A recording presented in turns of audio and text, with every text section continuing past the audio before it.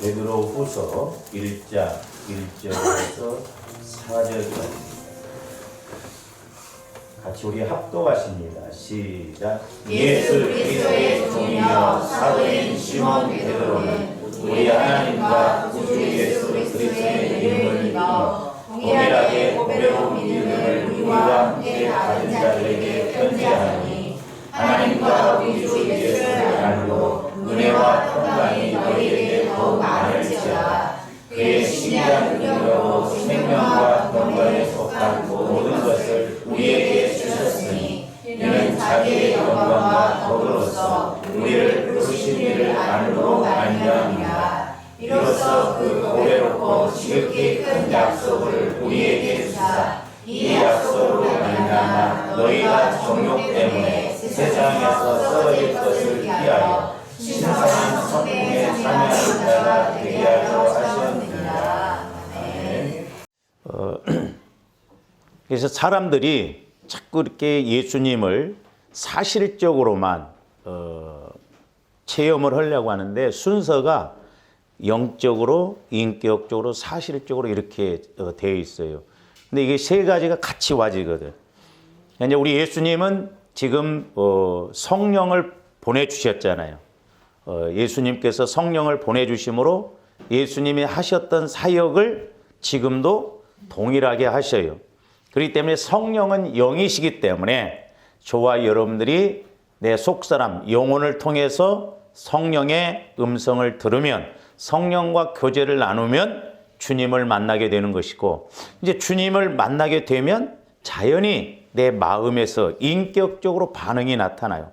아, 이런 예수님이시구나. 그래서 반응이 나타나고 뿐만 아니라 그 예수님은 말씀하심에 있어서 환경적인 문제도 사실적인 문제도 해결해 주시고 은혜 주시는 예수님이신 것임을 주님 이름으로 축원을 드립니다. 지난번에도 이제 말씀을 드렸습니다만은 베드로전서의 요지는 뭐냐면 외부에서 밀어닥치는 그런 여러 가지 환란이 있다 할지라도 너희가 소망을 가지고 자꾸 이렇게 나가라고 하는 것이 베드로전서의 요지예요. 그런데 베드로후서의 요지는 다른데 그게 뭐냐면 보배로운 믿음을 통해서 너희가 온전한 지식을 가져라. 그러니까 보배로운 믿음을 통해서 예수님을 온전히 알아가라. 그런 지식을 가져라. 그래서 그 온전히 알아가는 믿음을 통해서 너희의 믿음이 영적으로 성장하라라고 하는 그런 말씀의 요지가 베드로후서의 요지입니다. 그렇기 때문에 오늘날도 마찬가지예요. 저와 여러분들이 보배로운 믿음을 통해서 자꾸 예수 그리스도를 알아감으로 영적으로나 모든 면에 있어서 성장해야 될 줄로 믿습니다. 그래서 다른 것 없어요. 아까 제가 인사라고 했던 것, 예수님을 영적으로, 인격적으로, 사실적으로 트라이앵글 법칙에 의해서 우리가 예수님을 체험하면 확실하게 믿고 나가고 또한 우리의 믿음이 이렇게 날로 자라나게 되는 것입니다. 그래서 이제 저와 여러분들이 오늘 그 2절에서 4절까지 보면 반복적으로 쓰는 두 단어, 이렇게 두 가지가 나오는데 하나는 지난번에도 말씀을 드렸습니다만 2절에 보면 뭐라고 했어요? 우리 주 예수를 알므로 그랬어요. 알므로. 아는 것. 이게 중요해요. 근데 또 3절 후반절에도 보면 뭐라고 그랬어요? 우리를 부르신 이를 알므로 그랬어요. 알므로. 그러니까 우리가 예수님을 성령을 통해서 영적으로 먼저 알아야 돼요. 할렐루야. 그래야 우리 신앙에 뭔가 변화가 일어나고 깨달음이 있고 성장이 이루어지는 것입니다. 그래서 날마다 우리가 예수님을 알려면 기도해야죠. 말씀을 읽어야죠. 성령의 인도를 받아야죠. 그래야 내가 성령을 통해서 이제 교제가 이루어지므로 아, 예수님은 치료의 예수님이시구나. 질병도 치료하시는 예수님이구나. 내 문제도 해결해 주시는 예수님이시구나. 신앙 고백이 이루어져요. 그러니까 신앙 고백이 이루어진 대로 결과가 나타난다라고 하는 것입니다. 그래서 조합들이 날마다 주님을 만나야 돼요. 그래서 주님을 만나게 되면 예를 들어서 하나님이 나를 통해서 회개를 원하시면 회개의 주님을 만나게 되고, 또 오늘 내게 질병을 치료받게 하시는 예수님이면 치료하시는 예수님을 만나게 돼서 신앙 고백이 이루어진다라고. 그래서 그 고백대로 이루어지는 것이 영적인 원리입니다. 그래서 이제 오늘 2절 말씀에서 강조하고 있는 것이 뭐냐? 자, 하나님을 온전히 알아가서 이렇게 알아감으로 인해서 강조하는 게 뭐냐면 은혜와 평강이 너희에게 더욱 많을지어다 그랬습니다. 그러니까 2절에서 강조하는 건 뭐냐면 은혜와 평강이 가면 갈수록 자꾸 너희에게 많아지게 해라는 것이죠. 여러분들이 신앙생활을 하면 할수록 은혜와 평강이 자꾸 많아지고 커집니까?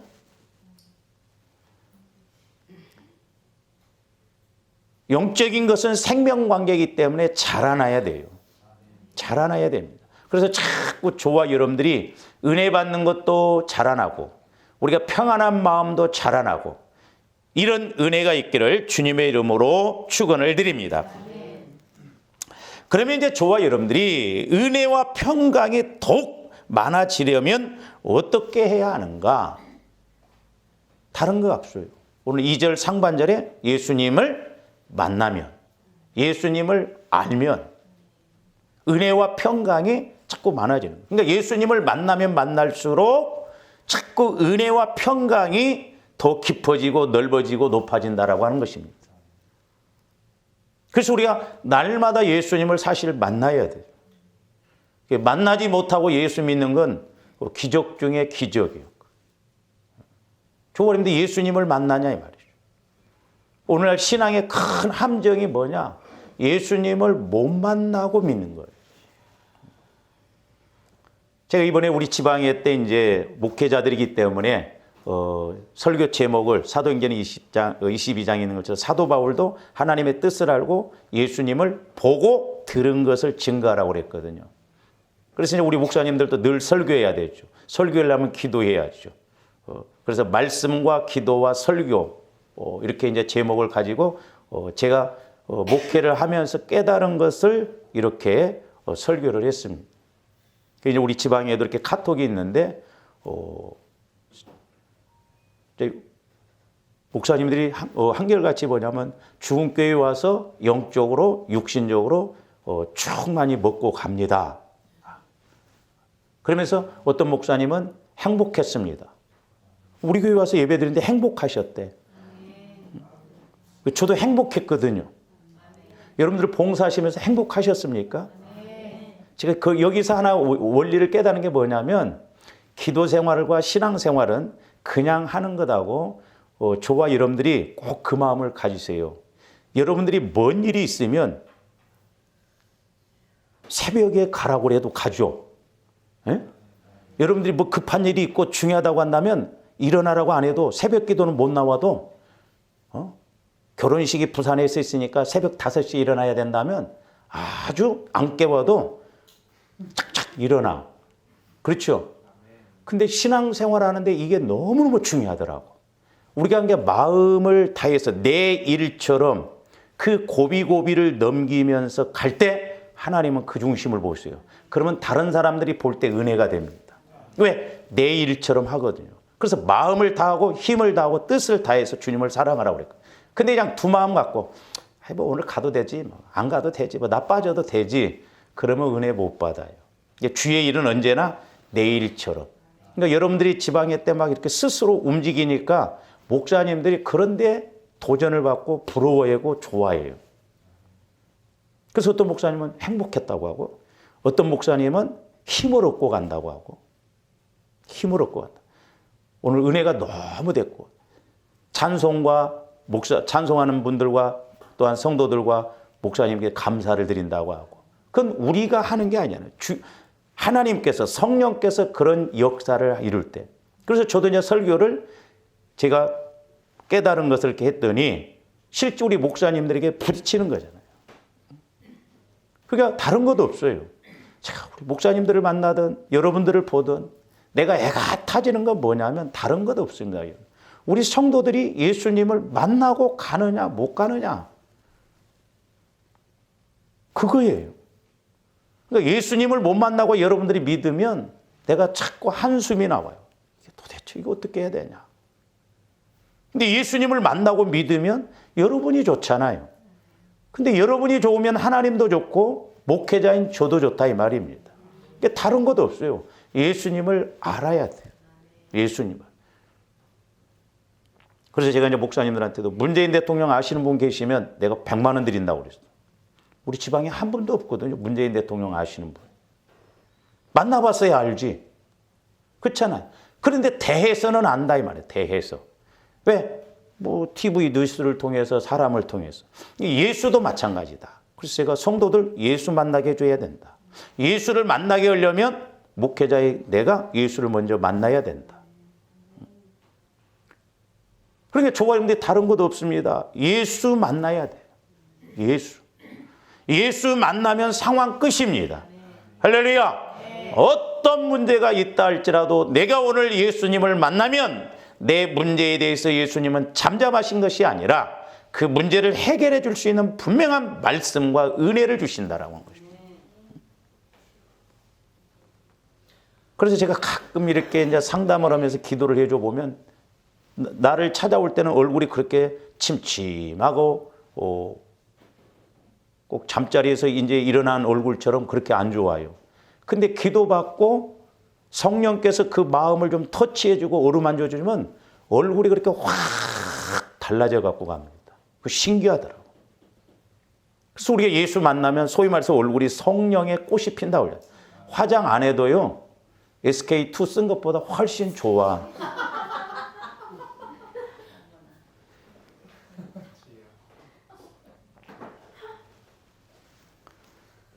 아직도 뭔 말인지 모르는 사람들이 있어요.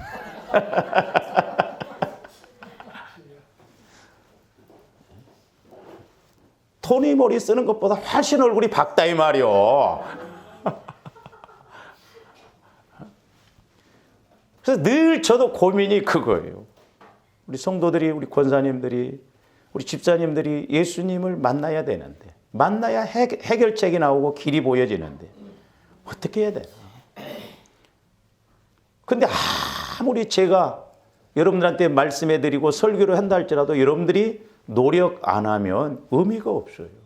여러분들이 기도해서 깨닫고 또 목사님을 통해서 기도받고 또 설교를 통해서 그런 예수님을 만나야겠구나. 그런 소망을 갖고 자꾸 우리가 경건의 훈련을 해야 됩니다. 그러니까 예수 그리스도를 아는 지식이 있어야, 예수 그리스도를 만나는 알미 있어야 은혜와 평강이 자꾸 와진다는 거죠. 그러니까 오늘날 예수님을 못 만나고 믿기 때문에 지식적으로 믿고 우리 목사님들도 그냥 지식적으로 전달한다 이 말이에요.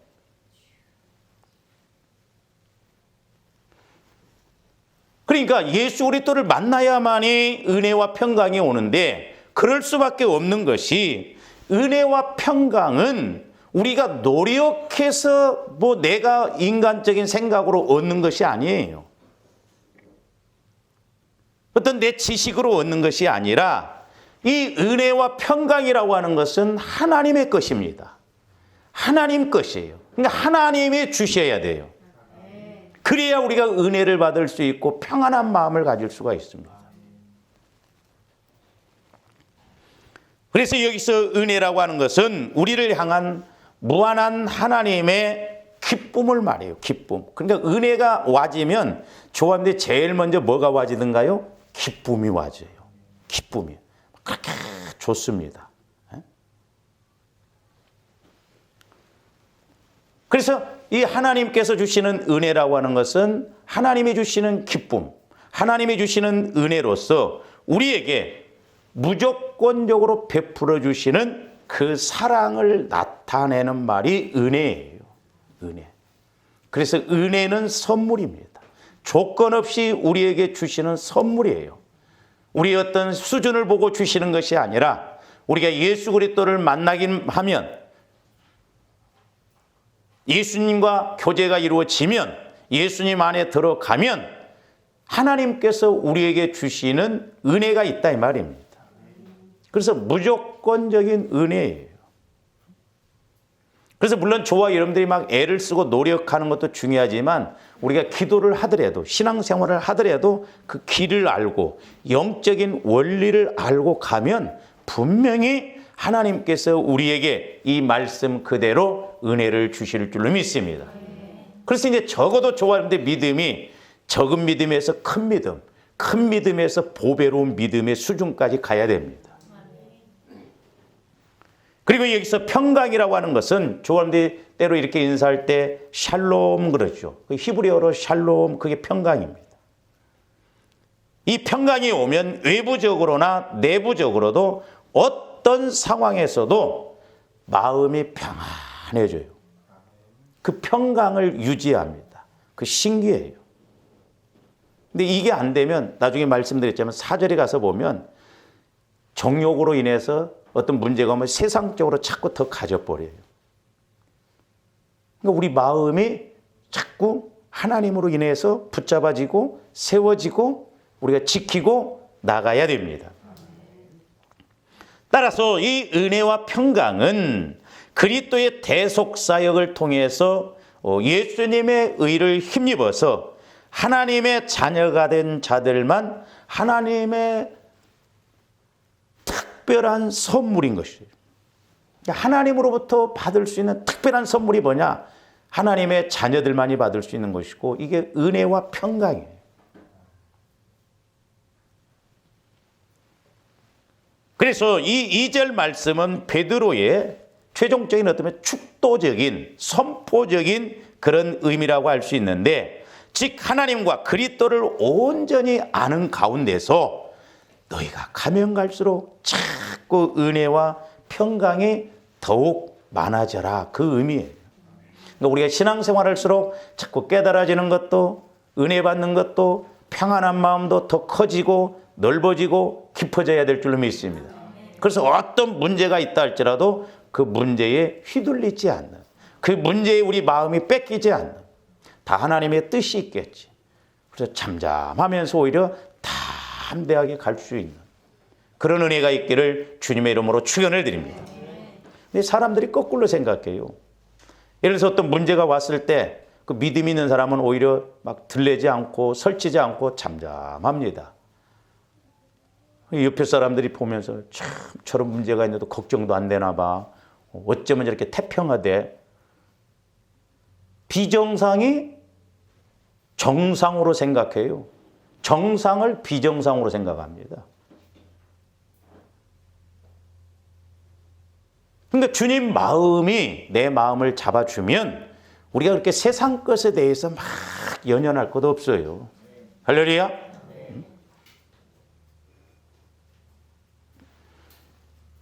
그 옛날에 저하고 같은 지방에 있었던 그 목사님이 젊어요. 젊었었어요. 초상 나고 그러면 오지도 않더라고. 그러더만은 자기 어머님이 젊은 나이에 김밥 먹다가 체해서 돌아가셨어요. 너무 안타깝죠. 여러분들 김밥 자실 때 조심하세요. 근데 그 동생이 있더라고, 동생. 제가 이제 초상 그때 총무가 돼서 이제 이렇게 그 장까지 따라갔는데 그 둘째 아들이 갑작스러운 일이라 이해는 합니다. 그 무덤 속에까지 들어가서 관을 붙들고 막 울더라고. 들어가라, 들어가, 속으로 막. 그러니까 안타깝지만 우리가 울어도 적당히 울어야 돼. 아니, 살 만큼 살았으면 뭐 됐지 뭐. 그렇잖아요. 그러니까 사실 만큼 사시고 80 넘으면 보너스로 생각하고 그래야지 막 살아있을 때는 뭐 잘하지도 못하면서 죽고 난 다음에 대성통곡 울면 뭐해. 그렇잖아요. 그래서 여러분들 살아서 효자 되시기를 바랍니다. 네. 죽어서 뭐 빚내서 제사 지내고 그런 사람들 많아요. 뭔 짓이요 그게. 살아있을 때 용돈이라도 한번 드리고 할렐루야. 죽으면 굿바이 해버리면 되지 뭐. 왜 천국 가. 저는 사실 우리 어머님 돌아가신 지가 몇 년 됐는데 몇 년 된지도 몰라. 언제 돌아가신지도 몰라. 자랑이네 또 여러분들 그렇게 할지 모르지만 뭐 그런 것을 우리가 마음에 물론 뭐 기억은 하고 있어야 돼. 그래서 우리는 이제 형제간들이 어머니하고 아버지가 이제 이렇게 길이 다르잖아요. 그래서 하루로 뭉치자고 그랬어. 하루로. 뭉쳐서 가족끼리 예배드리고 그렇게 하자. 좋더라고. 뭉쳐서 가요 모여서 예배드리고 또 은혜 받은 거 서로 이렇게 이야기하고. 근데 제가 막내라 아직도 우리 누님들이 꼭 나한테 부탁을 해. 목회는 이렇게 해야 된다. 이렇게 해야 된다. 노파심에 그러겠지.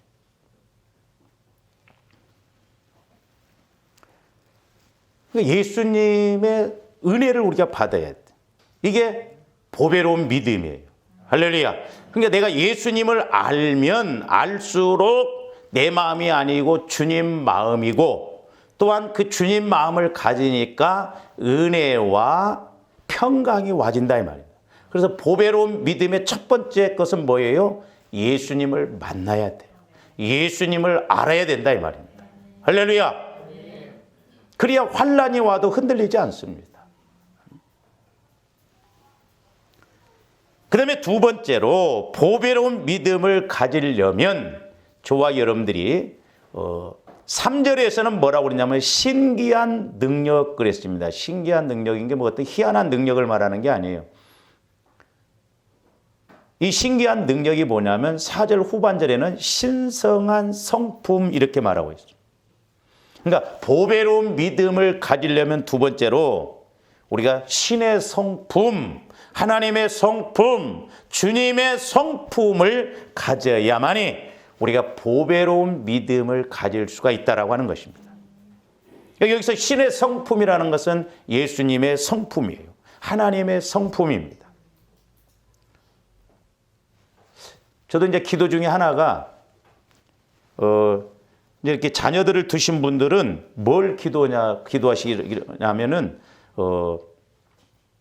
사윗감이나 며느리감이 올 때 제일 먼저 믿음이 있어야 되겠지만 두 번째로는 성품이 좋은 사윗감, 성품이 좋은 며느리감 와게 해달라고 기도하세요.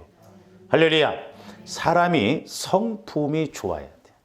성품이. 속된 말로 성품이 개차반이면 안 돼.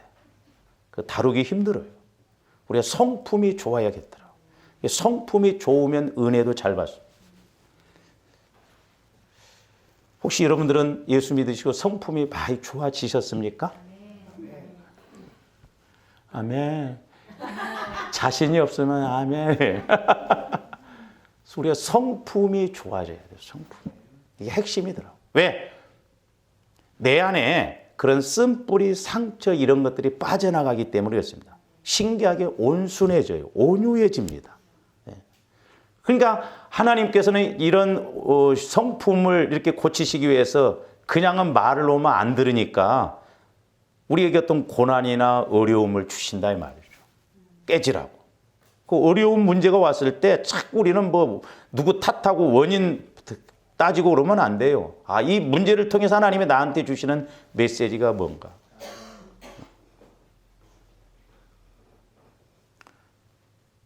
오늘 아침 제가 말씀을 이렇게 또 준비하고 있는데 대전에 있는 그 옛날에 제가 이렇게 부흥회 갔던 그 목사님이 전화를 느닷없이 줬어요. 그래서 깜짝 놀랐어요. 뭔 또 사건이 있는가. 그 옛날에는 어렵고 그러면 저한테 전화도 자주 하시고 그래서 이렇게 서로 상담도 하고 서로 대화도 나누고 그래서 깜짝 놀랐어요. 그랬더니 자기가 기도하는 가운데 목사님이 자꾸 이렇게 떠올리게 하나님이 하셔서 혹시 목사님 교회에 무슨 일이 있는가 해서 무슨 일은 없다고. 그러면서 자기 이야기를 이렇게 하는데 올해 한 8개월을 너무너무 힘들었던 대상포진이 왔고 한 4개월 고생했고 계단 내려가다가 막 다리가 삐뚤어져서 그냥 고생했고 그리고 막 쓰러져 가지고 고생을 하고 그래서 한 8개월을 아무것도 못하고 그러다가 요즘 이제 조금 나아져서 오늘 목사님한테 전화를 드렸습니다. 그러면서 목사님 고난이 왔을 때 나쁜 것은 아니대요. 그러면서 이렇게 고난이 왔는데 오히려 자기 자신을 돌아보게 되더라는 거예요.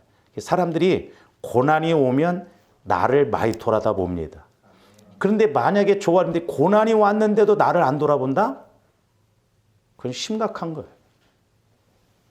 그러면서 교회를 갑작스럽게 팔아서 건물을 새로 사면서 이사를 갔다는 거예요.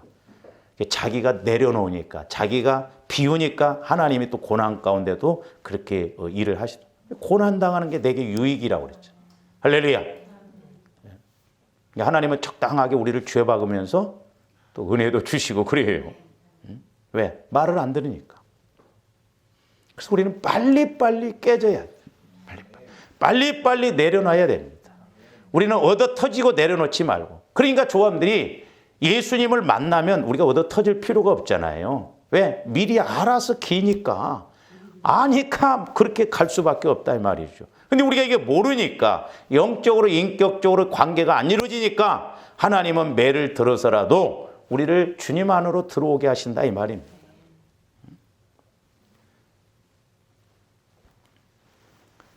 그래서 3절 상반절에 나오는 그의 신기한 능력으로 중간에 싹 빼시고 그렇게 연결해서 읽어도 말이 돼요. 3절 상반절에 그의 신기한 능력으로 4절 후반절에 신성한 성품에 참여하는 자가 되게 하려 하셨느니라. 신기한 능력으로. 여기서 신기하다라고 하는 것은 신성한, 신령한 그런 뜻이에요. 우리 한글 성경으로 보면 이 신기하다 그러면 어떤 희한하고 신비한 능력을 뜻하는 것으로 오해하기 쉬운데 그런 의미가 아니라 전능하신 하나님에게만 속하는 신적인 또는 신성한 거룩한 능력을 말한다 이 말입니다. 그러니까 하나님의 거룩한 마음, 예수님의 그 신성한 마음이 내 마음 안에 와지면 예수님의 성품이 이루어진다고. 그래서 조함대 주님 마음을 자꾸 갖도록 우리가 애를 써야 된다고 그랬잖아요. 그러니까 보혈을 통해서 자꾸 마시고 바르고 뿌리고 부으면 내 마음 안에 있는 이런 어두운 세력, 더러운 세력, 악한 세력이 떠나면서 주님 마음으로 성화되어져요. 그게 신기한 능력이에요. 신성한 성품입니다.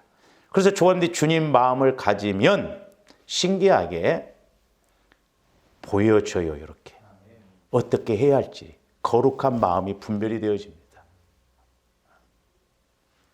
그 신기해요. 저도 그런 걸 여러 번 느낍니다. 우리 지방에서 이렇게 카톡에서 목사님들이 뭘 하면 무슨 의도를 가지고 저렇게 말하는가. 이렇게 해서 이렇게 하겠다면 꼭 그래요. 그 신기한 성품, 신령한 그런 마음이 우리 안에 와지면 우리 예수님은 모르시는 것이 없으시잖아요. 그래서 우리가 이런 마음, 이런 신의 성품, 주님 성품, 주님의 능력을 갖고 세상에 가서 뭐 할 때 안 당하죠. 저 사람이 지금 나를 속이려고 하는지, 저 왜 지금 저렇게 말하는지 그 읽어낼 수가 있거든요. 신기해요. 그래서 바로 우리 하나님께서는 이런 능력 안에서 오늘 3절에 보면 뭐라고 써요? 생명과 경건에 속한 모든 것을 주셨다고 그랬어요. 다른 성경도 마찬가지인데 이 베드로가 율법에 아주 능한 분인데 그래도 저 뱃사람 출신이에요. 그래서 그런지 은혜는 받아서 베드로 전후서를 썼는데 나도 헷갈리더라고 읽으려니까. 좀 나 닮은 것 같아. 두서 없는 것으로 이게 좀 설명을 쉽게 해야 되는데 막 이걸 붙이고 해가지고 이게 잘 연결 안 하면 헷갈려. 그래서 제가 이걸 여러분들한테 좀 잘 쉽게 설명을 해보려고. 그런데도 이게 저도 잘 안 돼.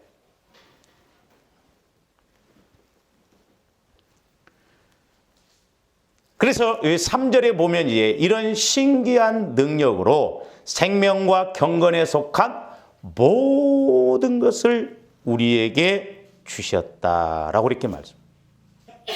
그러니까 좋아하는데 베드로후서 1장 1절에서 우리가 4절까지 기억하고 나가야 할 것 두 가지가 있는데 하나는 예수님을 아는 것, 또 하나는 우리에게 모든 것을 주셨다. 그래서 3절의 중반절에 보면 우리에게 모든 것을 우리에게 주셨으니 또 4절에 보면 이로써 보배롭고 지극히 큰 약속을 우리에게 주셨다는 말이에요. 그러니까 알므로도 안다라고 하는 말도 단어를 2번 썼고 주셨다라고 하는 단어도 2번 썼어요. 그만큼 중요하기 때문에 그렇다 이 말이죠.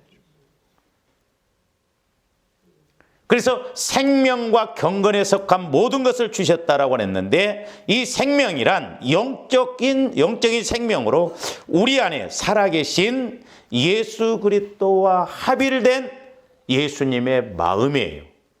할렐루야. 그러니까 너희가 내 안에, 내가 너희 안에.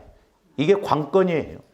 그러니까 예수님의 마음이 내 마음이요, 내 마음이 예수님의 마음이 되면, 내 마음이 아니라 예수님의 마음은 영원한 생명이요, 예수님의 마음은 어떤 것도 다 해결할 수 있는 능력이 있다 이 말입니다. 그러니까 좋아하는데 그만큼 예수 그리스도의 마음이 와져야 우리가 평강도 은혜도 이루어질 수 있다라고 하는 것이죠. 그래서 요한복음 1장 4절에서 뭐라고 그랬느냐? 요한복음 1장 4절 봅니다. 우리가 이것을 쓰면 우리의 기쁨이 요일이 아니라 요한복음 1장. 요한이 있어. 맞아. 아니, 헷갈리네 나도. 요한복음 그냥 1장 쳐보세요. 요한복음 1장 4절. 요한복음. 저기 보면 그 안에 생명이 있었으니. 누구 안에 생명이 있다? 예수님 안에. 그러니까 예수님 안에 그 생명은 하나님의 생명이에요. 근데 이 생명은 사람들이 빛이라. 뭔 말이에요? 그러니까 하나님의 말씀, 예수님의 마음이 와지면 구분이 되고 분별이 되어져요. 빛이 된다. 그러니까 아무리 깜깜해도 우리가 촛불 하나 들고 가면 구분해서 갈 수가 있죠. 신기합니다, 이거. 근데 좋아요. 근데 교회에 늘 이렇게 오지만 밤에 불을 딱 꺼놓으면요, 강대상 찾으라고 해도 헤매요. 더듬어 버립니다. 근데 빛이 들어오면 구분이 싹 되죠. 신기합니다. 우리 마음 안에 영원한 생명, 하나님의 능력인 빛이 들어오면 분별이 되어지면서 구분이 되어져요. 그러니까 우리 예수 믿는 사람들은 승리할 수밖에 없어요. 이길 수밖에 없다 이 말이죠. 여러분들 창세기 보세요.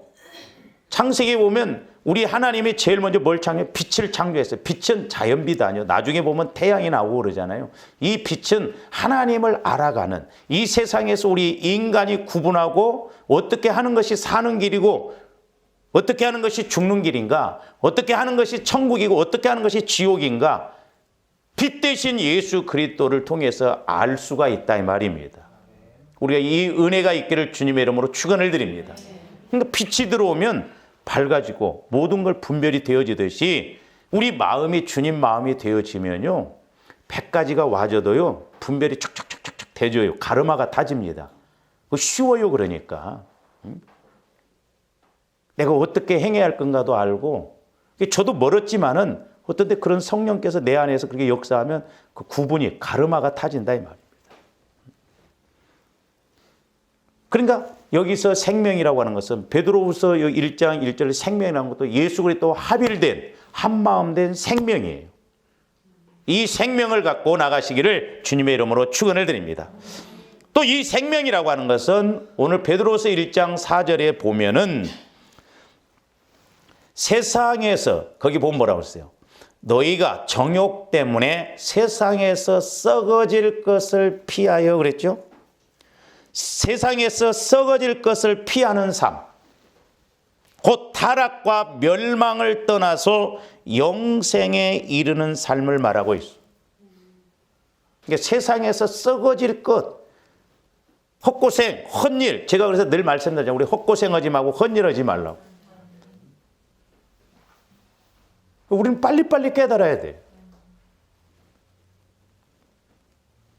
그러니까 빛이 없으면 몰라요. 빛 대신 예수 그리스도를 만나지 못하면 그게 아무런 결과가 안 나타나는데 그걸 알지 못한다 이 말이에요. 그래서 우리가 금요일 날도 말씀을 드렸잖아요. 호세에서 보면 거짓의 열매를 먹었다. 거짓의 열매.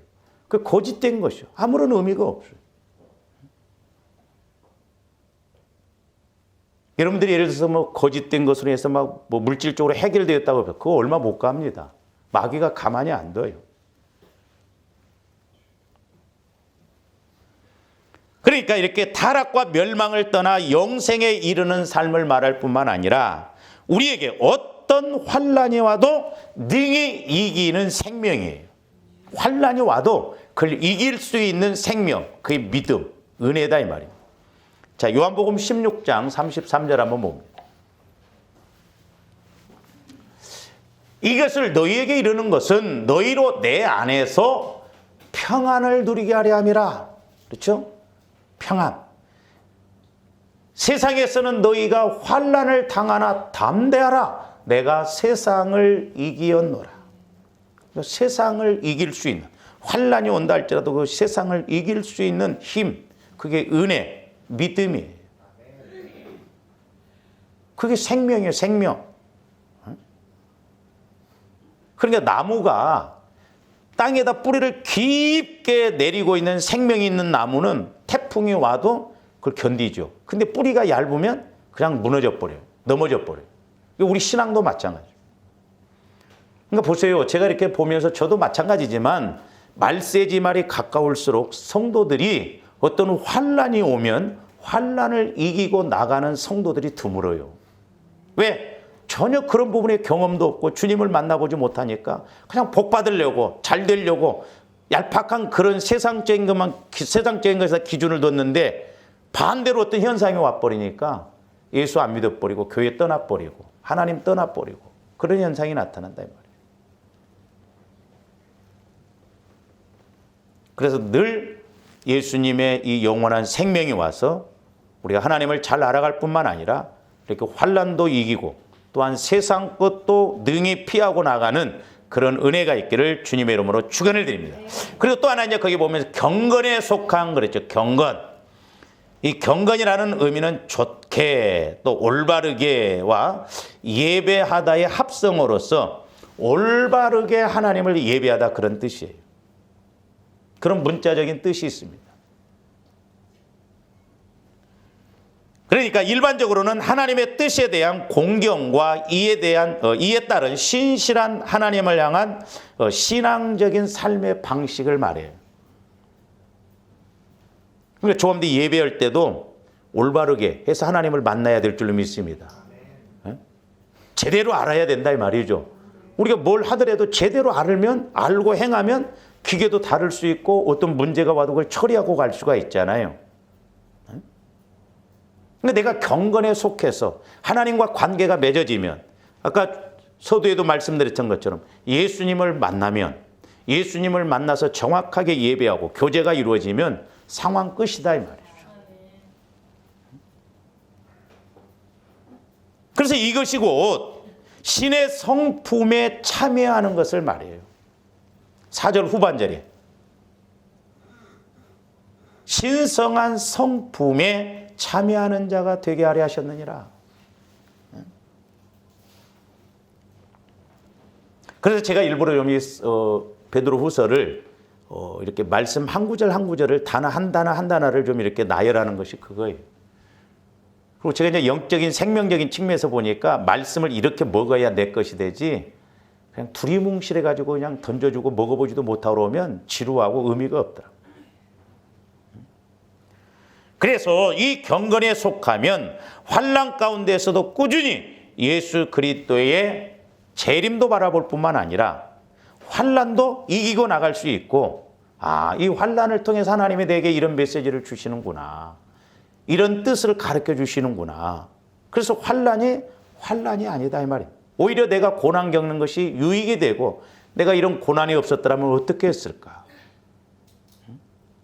그래서 저와 여러분들에게 고난도 적당하게 있어야 돼요. 그래야 우리 신앙이 바로 갈 수가 있습니다. 그래서 베드로서 2장 9절에도 뭐라고 그랬느냐. 주께서 경건한 자는, 오늘 아까 경건이 나왔죠. 생명과 경건에 속한 자는 그랬죠. 경건한 자는 시험에서 건지실 줄 아시고 불의한 자는 형벌 아래에 두어 심판날까지 지키십니다. 저기 보면 경건한 자는 시험에서 건지신다. 그러니까 우리가 믿음으로 살려고 몸부림치고 있는데도 어려움이 온다? 그건 시험이 아니에요. 어떻게 보면. 그걸 통해서 내 믿음을 더 온전하게 갖게 하시고 그걸 통과하면 하나님이 분명히 큰 은혜를 주실 줄로 믿습니다. 그래서 조원님들이 보배로운 믿음을 갖기 위해서는 예수님을 날마다 우리가 만나야 된다.